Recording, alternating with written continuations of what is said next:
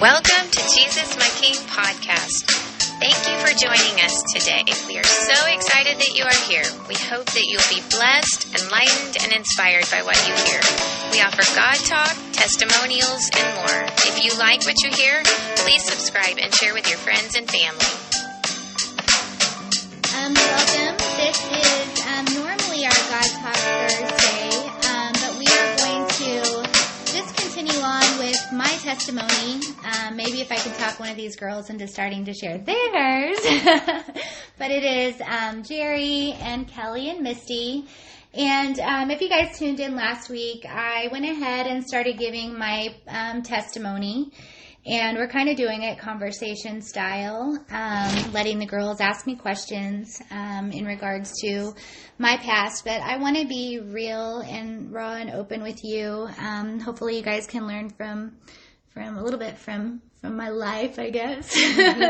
So, anyhow, so where we left off last time was, I think, you gave a real good background on yourself and what you were going through with your husband and with life and with your walk with God, and you'd gotten to the point where you had thrown up your hands and you were basically done. I don't know that maybe this isn't right, but trusting and having God faith anymore and and having any hope. faith, and you had lost hope. At Walmart. On my way to Walmart. And you're on your way to Walmart. And screaming and I would yelling. lose hope at Walmart. Yeah, that was a pivotal, I can't say that word. It was a pivotal time in my life because when you don't have hope, when you decide to do life on your own, I can just tell you from experience, it doesn't really go well. And it was really a start of a downhill slope for me, and where I took my life thereafter. That was the start of where, and this sounds a little bit weird, but I started to experience a lot of, so weird to say this, but spiritual manifestations, where the spiritual warfare became very real to me. I was already feeling extremely oppressed, but that was, depression. That was postpartum depression that had a lot to do with that. But somewhere in there, and I was trying to remember the timeline, but my husband at the time got a job, and he was working nights at a factory. And I just remember being very angry, very, very angry, and just very negative about life in general. And in the meantime, I had 3 beautiful, wonderful kids. I had so much that, and looking back, I could have been very, very thankful for, but I was paying attention to everything that was wrong. And when you say spiritual manifestations, what do you mean by that? Okay, so I'll get into that. When he started working at night, things would happen, and you dismiss it as maybe your own fears or whatever. So things at first were gradual. Like I remember, for example, I remember laying in my bed and I could see the kitchen from my bedroom, and all the lights were out and the kitchen light came on. It was something small, nothing major. So I get up and turn the light off. And one night, all the kids' bedrooms were upstairs. One night, the radio and some stuff upstairs came on, and going upstairs and just checking it out, everybody's asleep, and turning stuff off. And that was scary, especially weird when you're there with your kids. And another night, hearing a loud, and you have to remember, I'm a photographer and I would edit, and editing, I'm more creative at nighttime. So I would be up, 1, 2 in the morning, working. And one time I heard a loud knock at the door, and it was really, really late at night. And I went in and grabbed a kitchen knife, and go to the door, and nothing's there. And I'm like, okay, maybe it's just the kids, playing that, whatever that game is. How long did you live there before, before all this? Maybe I'm trying to think of how old everybody was. Maybe 5 years. So in those 5 years, you hadn't had those experiences? We did. When we first moved in there, Jackson, my oldest, was 5, and his room was where we were staying at the time. His room was downstairs. Our room was upstairs, and we didn't have the other 2 kids yet. And we heard a loud boom and came running down the stairs, and he told us that his bed lifted and fell, and there was no evidence of anything falling. And you dismiss that stuff, you know. And that's honestly the only thing I really remember, I think, as far as... Was he scared? Because that's pretty freaky. Yeah, he was scared, like, okay, this happened. And we didn't know what to believe him. You know, we didn't, you know, you don't know. He always had night terrors when he was a kid. So we were kind of used to that with him. And going through that, and I don't know, I just, I guess maybe, are you sure you weren't dreaming, you know, kind of thing, or... But you heard the noise. But we heard a noise, and we didn't see anything that fell that would have caused that loud noise. So these things are going on. My husband is working nights, so I'm a little freaked out. I'm negative thoughts running through my head all the time, and I had a acquaintance approach me online. Oh, to back up, I was going to tell you in my last podcast some things that I was doing wrong and how maybe the enemy had started to get a stronghold on me back then. I just didn't recognize it. But in regards to social media, which I was just about to bring up, when I believe strongly that my my husband at the time was talking to somebody at work, I started to build those walls up.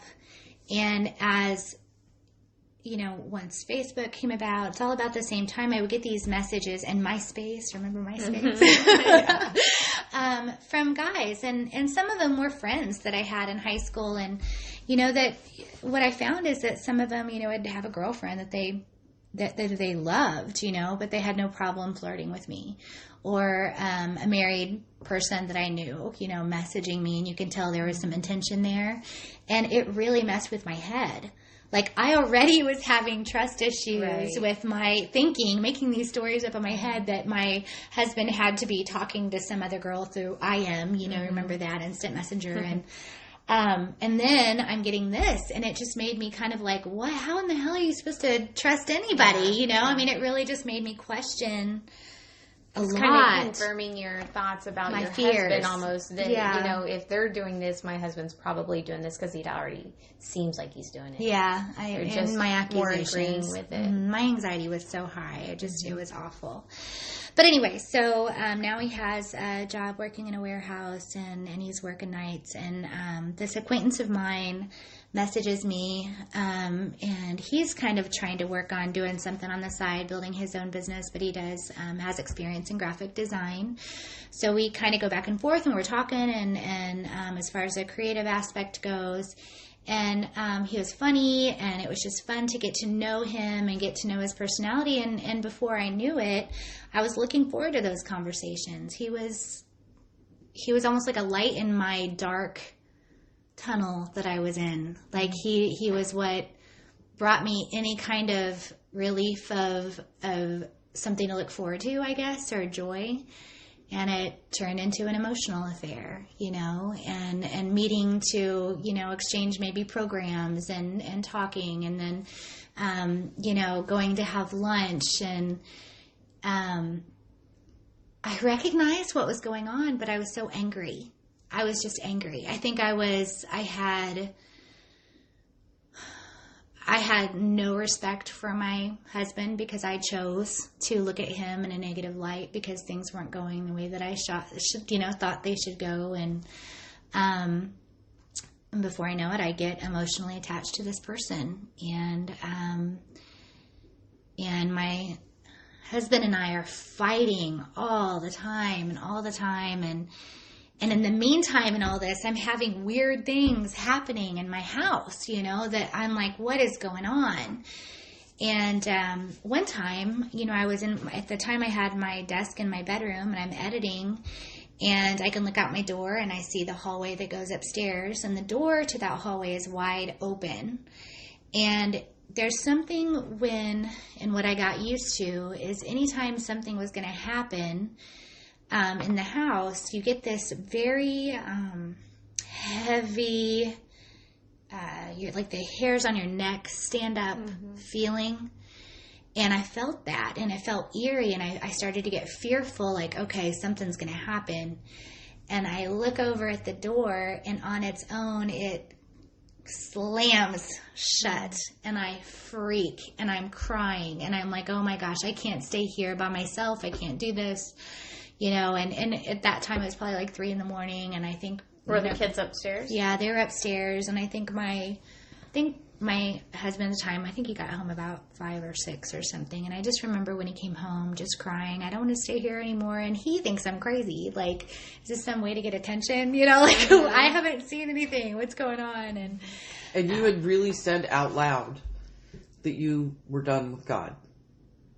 I don't remember my words. I just remember whenever I just gave up faith and hope completely. Like, I didn't want to have any part of having, in my mind, it was just, false hope. Like, and you didn't want to hear these promises anymore. I didn't, no, not at all. So, and you also had, off of the Cat podcast, you had said that you had decided that if you ever had an affair, if I got to the point of getting to have an affair, it's because I first of all, I never thought I would do that. Second of all, I thought I would have gotten a divorce. I never imagined myself doing it, but that I had to be completely out of love with my husband. So, as I'm talking to this guy, and I've lost respect, for him, and I was falling into that. And we eventually did have an affair, and I don't know if it was a day later or 2 days later, I wrote him a letter, my husband, and I told him what I did. Because we have always talked about everything, which is crazy.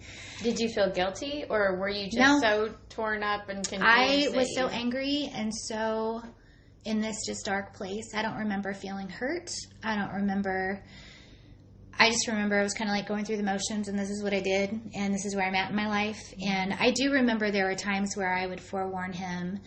I had gone out spontaneously with a guy friend of mine one time, and we went and had fun. Nothing happened. We didn't see each other that way, but it was disrespectful. Mm-hmm. And when we did that, I told my husband, and I said, look, if I can do this, there's something seriously wrong with our relationship, and it needs help. So I remember there was like warning signs before all this happened. Mm-hmm. But at that point, I was just so far gone that what hurt, I remember telling him, and he was broken. He was so broken. But it hurt, but I was so angry. That's the only way I can explain it. I just was angry. That I felt like he was to blame for me getting to this point. Does that make sense? Mm-hmm. So when you had told him that things weren't right, did you guys try working on things? Oh gosh, yes. He wanted to go to Christian counseling, and I remember being so mad because, first of all, I am not believing right now that any of that's going to help, right? And so we went to Christian counseling, and I remember sitting in there just being mad. We went twice. And I was supposed to give up all contact with this person, of course, but going through being really, really hurt because, wow, now I have to give all this up. That is my one thing that's making me happy, Mm-hmm. So it was terrible. It was absolutely terrible. So I didn't expect that he would want to make it work. And so basically we tried to make it work. I remember hearing radio stations talk about, like, if I'd listen to Bot Radio Network, and they would say you need to pretend your way back, and it would make me even more angry. Like, if I made this choice, I am out of love with him. But that's interesting that you're listening to Bot Radio Network when you had supposedly given up on God. Because I think I was searching for that. I don't know, like I was grasping onto some little thing. Right, yeah. And, but I was mad. Like, no, I ain't going to pretend my way back to anything. If I'm going to feel it, I'm really going to feel it. And I couldn't give up that relationship. I clung to it. And we would secretly communicate with one another. And that's another story I'll tell you in a minute. But, my husband had lost his job because we would argue so much, and it caused him to be late so many times that he got fired. So now we're out of another job. And I remember we were sitting in bed, and like I said, we could communicate. A lot of times we might fight, but there were times that it was really good and trying to work our way back. If we're going to try and make this work, and trying to understand why I made the choices I did, and so it's probably about 1:30, 2 in the morning. We're sitting in bed. The kids are all upstairs sleeping, and we end our conversation. We end it on a good note. And we lay down, and all of a sudden, we have this hallway upstairs, and we hear boom, boom, boom, boom, as if one of the kids are walking down the hallway, but it's kind of like loud stomps. So we're listening, and it stops, and all of a sudden, bam, and the house literally shakes. So my husband gets up, jumps up, runs upstairs. Nothing is there. The kids are fast asleep in their beds. And so he wakes them up and he brings them all downstairs. And I think we prayed together. I think that we literally, at that point, he realized, oh, there is something going on. Seriously. Because there was never told me all this. Yeah, there was no explanation for any of that. And it was terrifying. And I don't know that we told him what happened, but, there was definitely, at that point, a recognition of spiritual warfare. Another house. Yeah. So another thing that happened. My husband is one of 10 kids, and his mom and dad were eating at Olive Garden, and they seen a family that were praying together, and they went over to this family and said, something along the lines, "It was awesome that you guys are praying together," and they were prophetic. They had the prophetic gifting, and they asked if they could speak into their lives.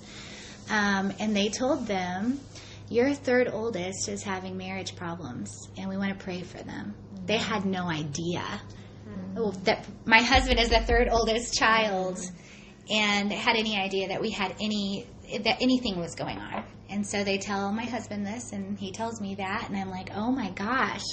So there was evidence of God there, and there was evidence of evil.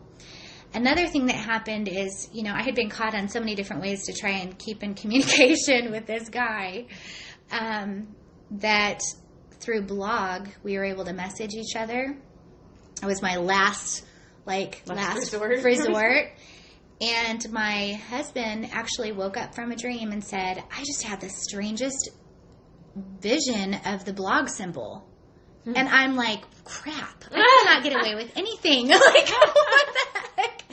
And he had no clue. And I just played it off like, wow, that's weird. I don't know what you're talking about. Oh, shoot, That's awesome. And so I cut that down and,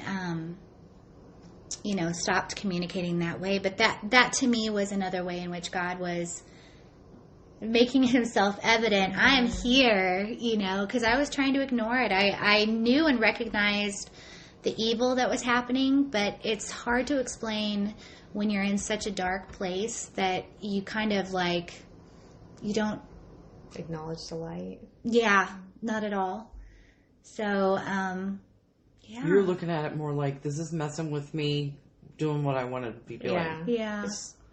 And, times where I'd be sleeping and feel that compression on the bed. There was one time I heard a growl in my ear. I mean, it was just a lot of weird stuff. Did you guys move right after that? No, we stayed in the house. And what's weird is that we knew there's so many things that happened that we knew that every time we had a good conversation, literally our mindset was, wonder what's going to happen tonight. That's how often we felt that spiritual warfare and that oppression and all of that. So yeah. That happened.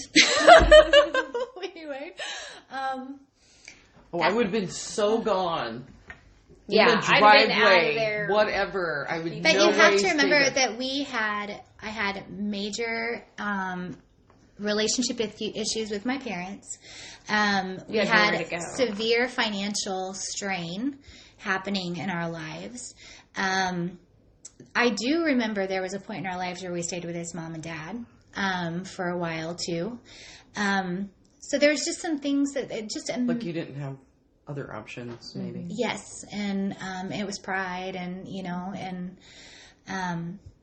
anyway, honestly, I was still working from home at that time, and I was doing my photography business, and of course he was fired from a job, and he wasn't in my mind, being active and doing what he should to support our family. And I remember getting mad, and I applied for a job in sales, and I got it the next day, and that caused me more bitterness towards him because I had to give up my business. And how come I could just go out and get this job and you're not getting a job? And so it just, and I literally carried on that affair because it was easier because I was in sales, and working away. And there was a lot of selfishness. I remember when I was at that job, it was in car sales, and there was times where I could be stuck there till 11:30 and a sale for a car, and my kids are already asleep in bed, even if I was to get home at 9:30. So it was easy to make an excuse. Well, I'll just go out with coworkers because I didn't want to go home. It was so. So why were you staying with him and having the affair? Why didn't you were already messed up. Why didn't you just leave? I don't mean that in a, like, I yeah, would not because recommend that to people. Honestly, I didn't know how. I didn't know how to get out of it. Did you want out? I wanted out, but I had a 12-year-old son that I knew it would devastate him to have his parents go through a divorce at 12. And I think that is what kept me from not moving forward. I didn't know how to do that.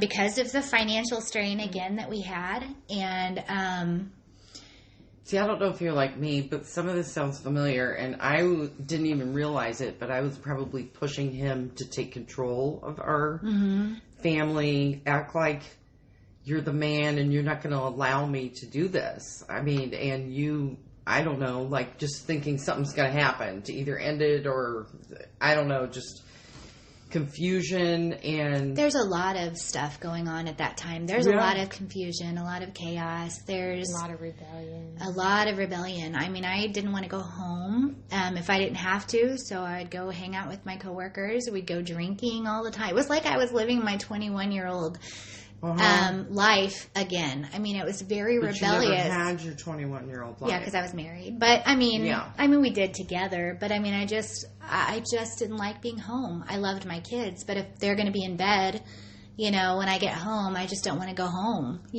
And a lot of selfishness. I look back on those days. It was 2 years that I missed. Really, I could, that I just feel like I missed out on my kids' lives because I was just so. Well, you were lost. Very, very lost. Very lost. So, anyway, I got to a point where I realized it was enough. I can't keep on living my life like this. And at some point, I just started working at home again and doing photography. I started putting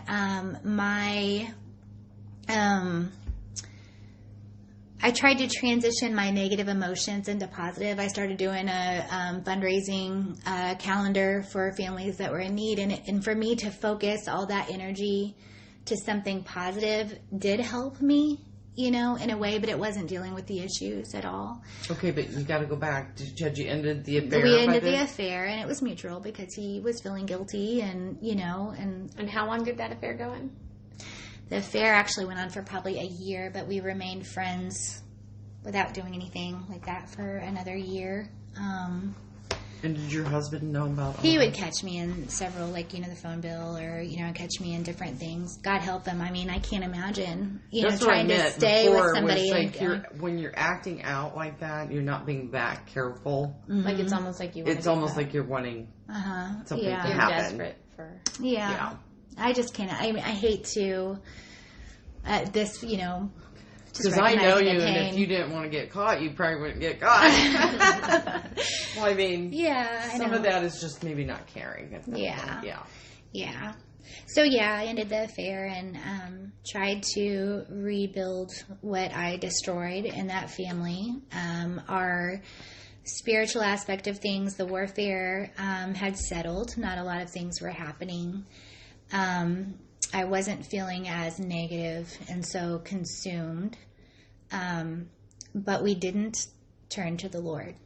Like, if we were to get back together, we talked about it, but we didn't make any. I thought you were together. To emotionally really, get together, like emotionally get back what we had, to try and bring that family back. We talked about bringing God back into our lives, but we didn't. I think that we were both broken. We were both still hurt and didn't make God first in our lives at all. Still struggling with money, still struggling with job loss, still trying to stay above.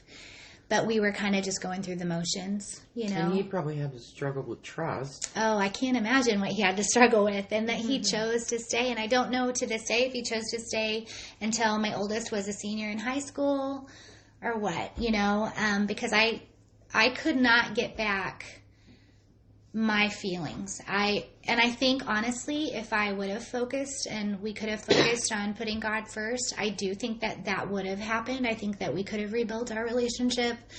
But without it and trying to do it on our own, I just couldn't get back to loving him the way that I should, or being physically attracted to him the way that I should, like everything. Did you try like self-help stuff and things like that to help you with your relationship? What's terrible is I don't feel like we really put much effort on either side. I think that we just talked a lot. Just assumed it was going to be better. Yeah, and just trying to go through the motions and hope it gets back, you know, and didn't go to counseling anymore after those 2 sessions, you know. So, yeah.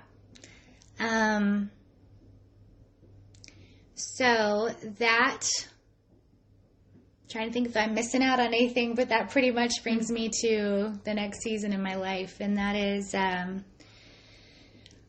he did get a job. Again, he was working nights. And I remember when he got that job working nights, that, kind of like that, almost anxiety. Like a flashback. Do I trust myself enough that I'll be okay if he's working nights? Like, am I good? You know, am I okay? Are we okay? And I remember talking myself through it and having that conversation. Like, I think we're going to be fine. I do. And, but there was things I noticed, you know. I'm still struggling with trust. I am, and I'm the one, you know, but I think I'm having a hard time understanding why and what his motivation was to stay. Because I know if it was me, I couldn't do it, you know. And so wondering when the shoe is going to drop, I guess. Did you ever talk to him about that? Oh, we talked about everything we did, but I just had a hard time trusting, I think. Well, see, that's how it is, though. The cheaters are the ones who can't trust because they think the other person's going to do what they were doing. You're constantly looking for You're waiting for the pain. You're waiting for the hurt, you know. And when you're also like Magnum P.I., you think about the things you hid, and then you think you got to look for somebody else hiding stuff, and it's well. And initially, the things that I was doing was because I thought that he was doing them, you know, and so it was just that wall builder. It doesn't happen overnight. These things like build, you know, and they happen, but. I had access to his social media, and I would notice him looking up single women. And so again, little parts of me were starting to you know, lose hope on our marriage. And we had that conversation, like, how come your friend requesting these single people, you know? And he's, well, because I think they're interesting, and I just didn't buy that at all. And, it was in my oldest, that was the beginning of it was going to be the beginning of his senior year. And I thought, wow, okay, I'm starting to get this. I'm wondering if he's just waiting.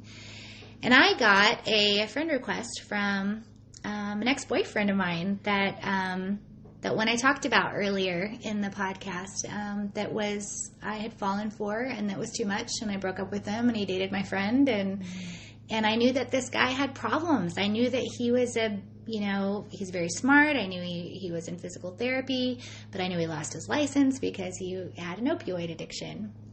And so I knew that this guy had issues, and I found it very strange that he friend requested me, and I accepted. But then I didn't hear anything from him, and I looked to see if there was anybody else that he had talked to or had friends on there that were similar, and it was just me. And so I messaged him, like, are you ever going to say hi? And we started talking, and he would tell me, you know, the things that he did back then, the things that he was struggling with. He was very open and what I think was honest as far as the struggles that he was going through, that he had been on methadone for a long time, 15 years, I think, to try and help with his addiction of opioids and just where he was in life. And he was wanting to get his life back. He was wanting to get his life back on track and get out of this rut that he'd been in. I mean, I remember he brought up a pager, and I laughed because I was like, what? Where have you been the last few years? Who talks about pagers, you know? Because he's just been so out of it. It was neat to see him as he was a dad. He wasn't, it was neat to see a different side of him. So it was interesting. And I remember telling my husband at the time, so-and-so contacted me, and what he remembers is that I hated his guts. And we just thought it was weird. And because you all went to high school together. Yeah. Well, Brian, no, my husband didn't, but he knew about him and how much I hated him and stuff. So anyway, so I started talking to this guy just to see how he was doing. And at the time I was walking around at the track at night, and this old boyfriend of mine, was talking about how he needs to get in shape. He used to be into bodybuilding and stuff, and how the testosterones have definitely lowered and he's more round and, and I said, well, you're more than welcome to walk with me if you want to. And I find that interesting thinking back, because clearly I still did not respect boundaries, it was nothing to me. Like I didn't really. If you were worried about your husband working nights and then you go and offer up your.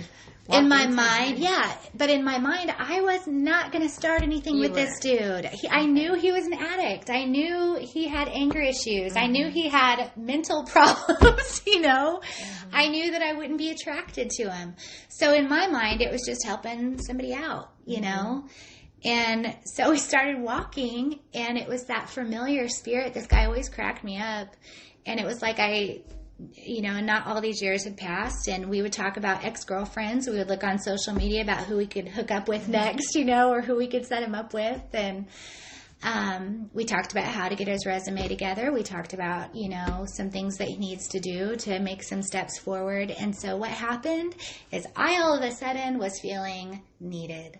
And I was all of a sudden feeling like I was doing something helpful, and there was this desire he had for me. Not that I noticed it in a sexual relationship way, but that I was necessary in him moving forward.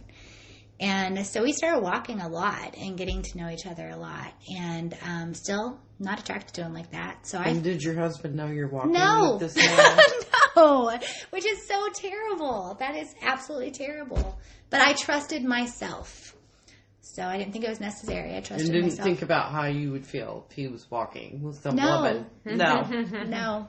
Never crossed your mind. No, I mean, it crossed my mind, but you have to remember, I started to see him, and I'm not making an excuse. This is terrible that I was that way, but I started to see him veering towards looking at other women. Your husband?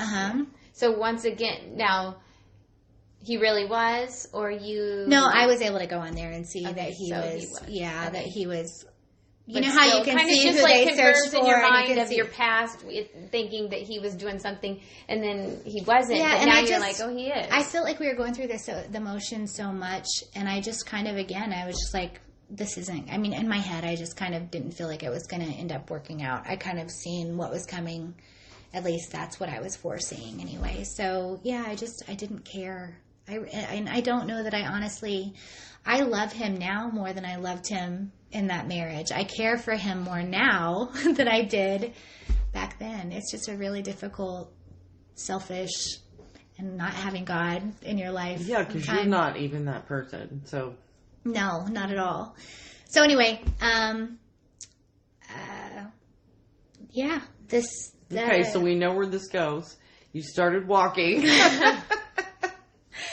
Yeah, and then I just remember, I think the first time I really started to notice any attraction is he got mad at me for something as we were walking around the track, and he stormed off, and I remember just laughing to myself like, he's going to be back before I even finish the walk, you know, and sure enough, he came back and apologized before I finished the loop around the track, and it was that knowing somebody, you know, and his anxiety was so high, and I think he was pushing me towards something, but I was receptive. And then before I know it, I did start becoming more attractive. And it was like I was fighting these feelings because I remember that battle of, no, I can't do this. I can't do this. No, I'm sorry. You need to go do your thing. But then this, well, I really don't want to lose this person. To no, I don't want to, you know, so there's that inner battle going on. And I don't know what was going on in my head. I still can't explain it other than I gave in to those emotions, and I promised myself that if I ever got to the point of feeling like I was going to have an affair, then we were going to get a divorce. I wasn't going to have an affair on him again. I wasn't going to go through with that. And I seen that was coming. And that ex-boyfriend of mine was really pressuring me. And I wrote a note to my husband, and I asked for a separation. And I thought it was a good time for us to get a divorce, that it wasn't working. And he agreed. There was no arguing, nothing. We agreed to cohabitate, which was very difficult How long did that happen? A couple months, I think. So we agreed to cohabitate, but I literally started an intimate relationship with this person right after we got a separation. So it was a lot of 2 months of just extreme stress and trying to adjust. And my husband ended up moving to his parents, and this ex-boyfriend of mine, who is now my boyfriend again, has anxiety issues big time and trust issues, and literally starts moving his stuff in. And so my kids are adjusting. I put them in this situation, and I was trying to control as much as I could, but I had this person that was weaning himself off of methadone, and his anxiety was so extreme that, and he was controlling, and he was just maneuvering. I mean, it was like I was trying to put all the pieces together as best I could. And forever we told the kids we were just friends, you know, and then he moved in and da-da-da-da-da. It was just a big chaos mess of Was things. he controlling before he moved in? No. I mean, he would have bouts of questioning. Yeah, he was. I mean, he would question a lot with my ex and I and everything, so... there were early signs that I should have recognized, but I've never dealt with anybody who was an addict before. And I felt like I could love this person enough that we can help him get completely out of the addiction. And I had hope. I had so much hope, because I will tell you, I did love him. I loved him a lot. And I loved that person that he was when he was not on anything or had anxiety. Okay, but you know what's weird? What I just heard is you kept saying over and over and over that you had lost all hope. Mm-hmm. But you had hope in yourself with this guy. Not God, necessarily. Yeah. But hope in yourself that you could fix it. Yes. Yeah. Yep. Which is hope. I mean, it's hope somewhere, but it's... Yeah. So it's 38 minutes. I mean, that seemed like it was kind of long, but that would definitely go into... probably the last part of it, which is the most important. I think we should just keep going. You think so? Yeah. Okay. So, any questions? Well, I already know the story, so... Well, this is where it gets pretty... Well, the whole thing's rough. It's really rough. I mean, So... Did you have issues with the kids once they realized that he wasn't just your friend? Probably my oldest, but my younger two loved him. And my oldest was just trying to navigate through the emotions. But he knew. They don't know about sex yet No, or nothing, so they just loved his personality. Yeah, and my oldest knew that the divorce was going to happen. He had heard us argue so many times, so he knew, and he seen that coming. But he was going through a lot of emotional stuff then too. And so every time that the kids were at their dad's, you know, my boyfriend and I would either have a good time or we'd have a bad time. I mean, I should have seen signs early on. And I remember driving in my car, and I'm driving, and he starts hounding me about something that he made up in his head, and he won't stop. Convinced, just like in my anxiety days when I used to be convinced that my husband was doing something, that's him now. Mm-hmm. Convinced that I was doing something. And so in a sick way, I understood the anxiety, because I'm like, dude, I understand your head is playing games with you, but this did not happen. Mm-hmm. But he wouldn't let it go. And to me, it reminded me of my brother, like when we were kids, and how he would just instigate me until we would fight. And I was like, if you don't stop, I'm going to hit you. If you don't stop, seriously, I can't take this. And I remember sitting in the car, and I punched him and I gave him a bloody lip. And I did that. Like, somebody bothered me that much that I did that, and he was shocked. And I never in my life did anything like that again, but it opened some doors. Mm-hmm. And, I didn't quite understand what was going on, other than his anxiety was bad and all these chemicals coming out of his system. And so we would have weekends where the kids were away, and he would again start hounding me on stuff, and we would start pushing each other around, and I would push back, because nobody is going to deal with me that way. But it gets to the point where if you try and push back, that he overpowered me and could really hurt me. And in a sick way, I dismissed it. Like, this is him, and we're going to get through this, and we just need to get all this chemical out of his system. And you're just in denial. I'm in denial because I'm so blinded by who he is when he's normal, and that person, and love and hope that it's going to work and it's going to be fine. The part you left out that I do know is that he was abused as a kid. So it's not just that he was addicted. He also was most abused. People who are traumatic life. Yeah, so and that's probably why he became an addict. It's all the hurt and I seen that, and he let me in on a lot of stuff. I really got to know him, and it broke my heart. Makes you feel sorry, really sorry for somebody, and I could see why you would think that you can, because I have that personality too. Yeah. So, you're gonna fix it, because you're gonna make up for all that hurt. He did. He did. He it's almost like he clung to us. He loved the kids, and he loved his son. He had a son. He loved him, and it was so cool to see him interact with the kids, interact with his son. And we had a lot of good times. But a year and a half into our relationship, I started to see what the monster of addiction looked like. And all those times where I thought he was getting off of it and it was an anxiety thing, it was really because he was using. And I would notice, even if nobody else noticed, I would know that he was on something. And there was a point in our lives where my kids were going to their dad's every weekend, and I had them during the week.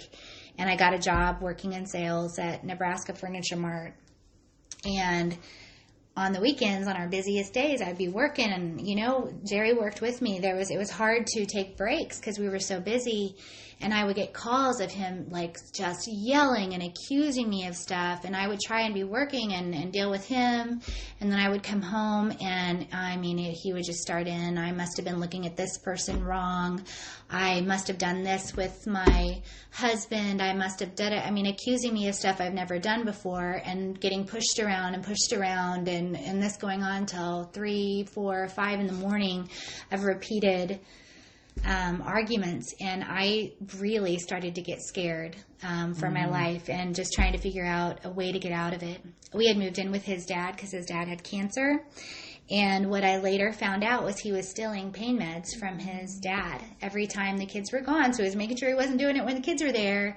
But, he'd be at home on the weekends while I'm at work, and he would steal pain meds from his dad. And he was one person when he was of sound mind, but as soon as something got in his system, it was pure evil. It was evil. And all those insecurities came out. Anger and insecurity. And I remember you being able because he was on your phone or something, your phone plan, and you could see him going to different areas. I had map quested him everywhere just to know if he was going to a hospital to he get would pain go meds. to different hospitals. So and you could I knew see. what to expect when I got home. I mean, I followed him every day throughout the day, checking his phone records, checking everything because I wanted to know what I was going to have to deal with when I clearly got home. wasn't getting better. No, it was getting worse. And so at this point, I'm trying to find my way out. I find a townhome. And once I was fearful to tell him, but once I told him, he was not going to have it, and he was moving in with me. And I've never dealt with, I never thought I would be in an abusive relationship. Just this whole situation, I never imagined myself being in. So I moved to the townhome, and I don't know how to get rid of him, and he's there. And at this point, he's like, all right, we're gonna make this work. Don't give up on me. I'll go to rehab. So he does outpatient rehab. And after that was probably the longest I'd ever had him sober. It was a month and a half. And when he did finally use, that was the worst I'd ever had it. Like, he hurt me so bad. He'd never punched me. But just that on top of me, I'm bloody, and I called the cops, and he was taken out of the house. He punched you? Is that what you No, he's never punched me, but just that forcefulness of being on me, and just scared the living daylights out of me. And I called and had him arrested and was going to go file a restraining order. And these are the things that you go through. So I met him where he was in this certain point in his life, and within the year and a half, I had seen, yes, there was a lot of horrible things that were happening, but I also seen like significant improvement also.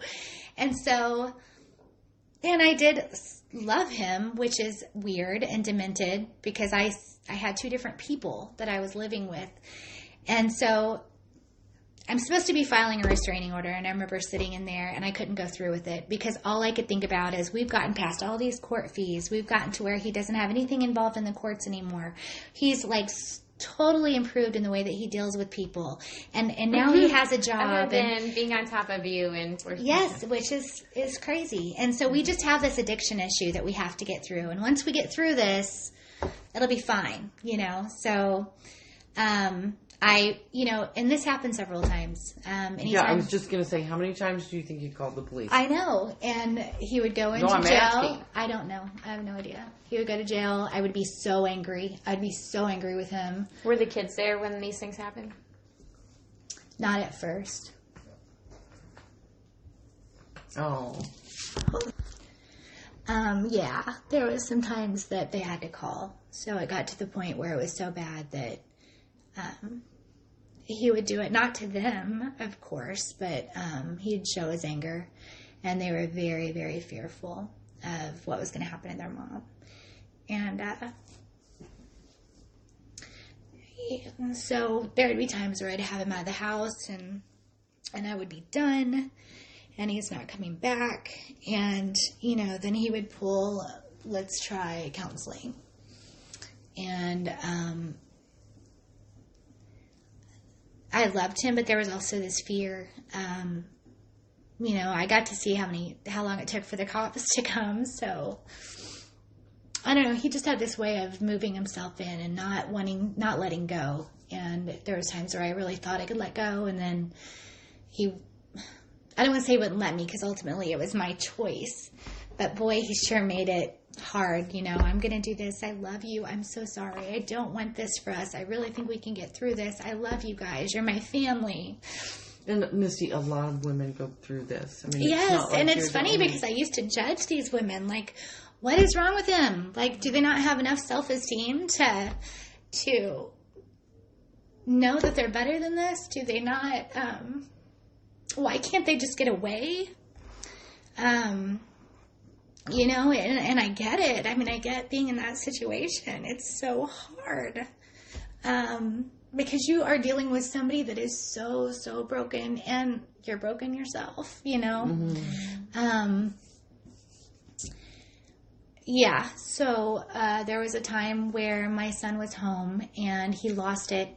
Not my son, but my boyfriend at the time, and my son had to see him on top of me, hurting me, and he called the cops, and